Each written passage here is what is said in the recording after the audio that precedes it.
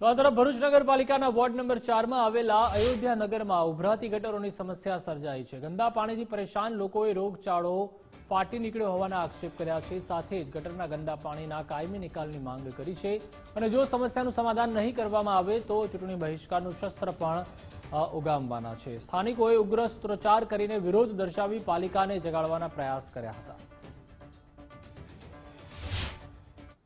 અયોધ્યા નગરમાં ward number 4 માં અમે રહીએ છીએ અને અમારે અહીંયા આગળ પાણીની પુષ્કળ જ તકલીફ છે। અત્યાર સુધી તો વરસાદના પાણી તો હેરાન થતા હતા, પણ હવે ખાર કૂવાનું પાણી પણ અત્યારે અમારે ઘર સુધી આવે છે અને અમારે જેવા મને 70 વર્ષ થયા સાહેબ, હું ઘરની બહાર નીકળી શકતી નથી અને સિનિયર સિટીઝનને તકલીફ છે ને નાના બાળકોને તકલીફ છે। અમારા બાળકો વેકેશનમાં બહાર ના નીકળી શકે કે રમે ના શેરીમાં, તો અમારે શું કરવું, કોને કેવું? અમે કેટલી વાર ફરિયાદ કરી। અમારે ગટરનું અને પીવાના પાણીની બંને લાઈનો ભેગી થઈ ગઈ છે, તેનાથી અમારા છોકરાઓ બીમાર, અમે લોકો બધા બીમાર। અહીં રોગચાળો એટલો ફાટી નીકળ્યો છે કે અમારે પોતે ક્યાં રહેવું તે વિચાર થાય છે કે હવે શું કરીએ અમે લોકો। અમે હવે આ સોસાયટીથી કંટાળી ગયા એવું લાગે છે અમને તો, કે ભાઈ આ વસ્તુ હોય 1 દિવસ હોય 2 દિવસ હોય તો ચાલ ભાઈ નિકાલ થઈ શકે, આ તો કાયમનું જ લાગ્યું છે। પછી હવે એનો શું નિકાલ કરવાનો? અમે એને વારંવાર રજૂઆત કરવા છતાં પણ કોઈ એનો ઉકેલ આવ્યો નથી। કલેક્ટરમાં પણ ઉકેલ અમે આપી છે, એની અરજી એની રજૂઆત કરી છે તો પણ એનો કોઈ ઉકેલ જ નથી આવ્યો। અમે બધા ઝુંપડપટ્ટીમાં જ રહે છે, અમારે બી બહુ તકલીફ જ છે બધાને। અમે વારંવાર અરજી આલે છે તો બી અમને એમ કે છે ઝૂંપડા ઉઠાવી લો, પણ અમે ઝૂંપડાવાળા શું તમારું નુકસાન કરે છે એ અમને તમે કહી દો ને, કે બીજા કરતા હોય લોકોને તમે કહેવા માંડો।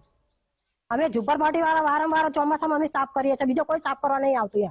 નગરપાલિકામાં અમે અરજી કરવા ગયા છે, આ બધાને અરજી કરવા ગયા પણ કોઈ અમારું સાંભળતા નથી। ભરૂચ જિલ્લાની વાત કરવામાં આવે, અયોધ્યા નગર વિસ્તારમાં ગટરના ગંદા પાણીના ભરાવાના કારણે મચ્છરનો ઉપદ્રવ થયો છે। તમે જોઈ રહ્યા છો બાળકોને અહીંયા જવું મુશ્કેલ પડી ગયું છે।